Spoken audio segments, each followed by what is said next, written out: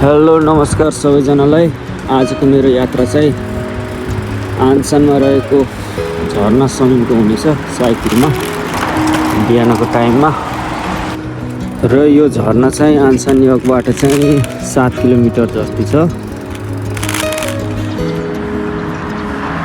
बसमा अथवा गाडी ट्याक्सीमा गयो भने त 15 मिनटमा पनि पुगिन्छ।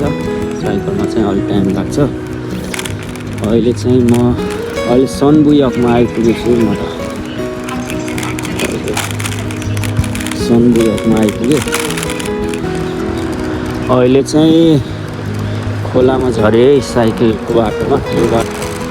अब चाहिँ यो खोला पनि लगभग सकिसक्यो। यो साइकलको बाटो चाहिँ लगभग 5 किलोमिटरको छ। अहिले चाहिँ म 5 किलोमिटर चाहिँ आइसकेँ। यहाँबाट फेरि तलतिर जाने हो भने चाहिँ तल झरेर जाने हो भने चाहिँ 5 किलोमिटर हिँड्यो भने चाहिँ समुद्रमा पुगिन्छ। खोजियकबाट नजिकै रहेको यो खोलाको मुहानमा आइपुगेँ म। यो खोला चाहिँ यहाँबाट तल चाहिँ 5 किलोमिटर।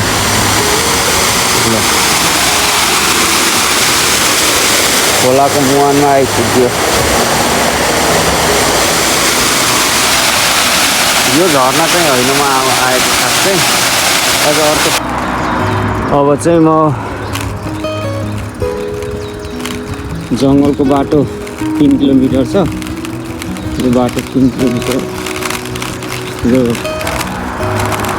3 किलोमिटरसम्म चाहिँ यहाँ केही छैन।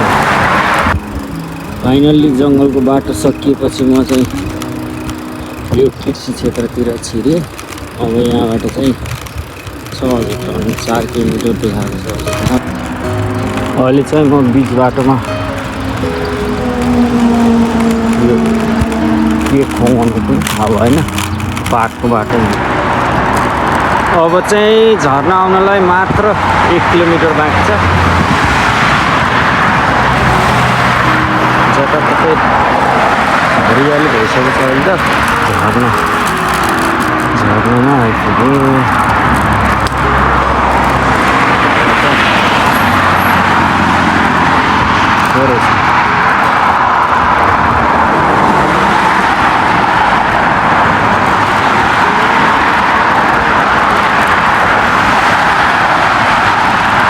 अब म चाहिँ झर्नाभित्र छिरिसकेँ।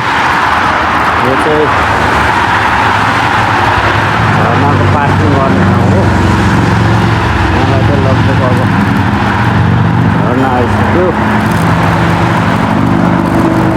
म चाहिँ यता बाटो जाँदैछु।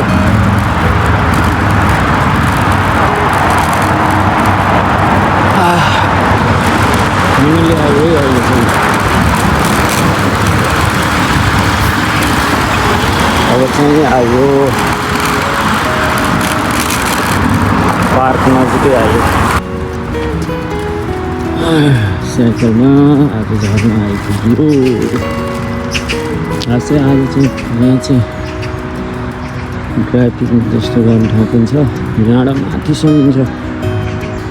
माथिसम्म नै छ। फुलहरू चाहिँ अझै फुलेको रहन्छ। अब फुल्छ होला। 1 महिनापछि त फुल्छ होला। अब हामी चाहिँ यहाँको फुल फुलेपछि चाहिँ बल्ल राम्रो हुन्छ कि मात्र अहिले चाहिँ खासै राम्रो हुँदैन। म चाहिँ अब पार्कमा झर्नातिर जाँदैछु।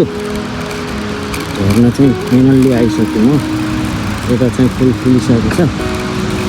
झर्नामा पनि पानी देखिसक्यो। आइयो ल सरर रातो पुग्यो। झर्ना पनि आइपुगेँ साइकलमा।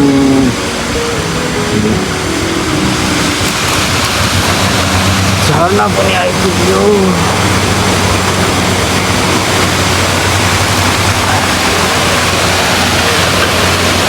ल आज साइकलमा झर्ना पनि आइपुग्यो।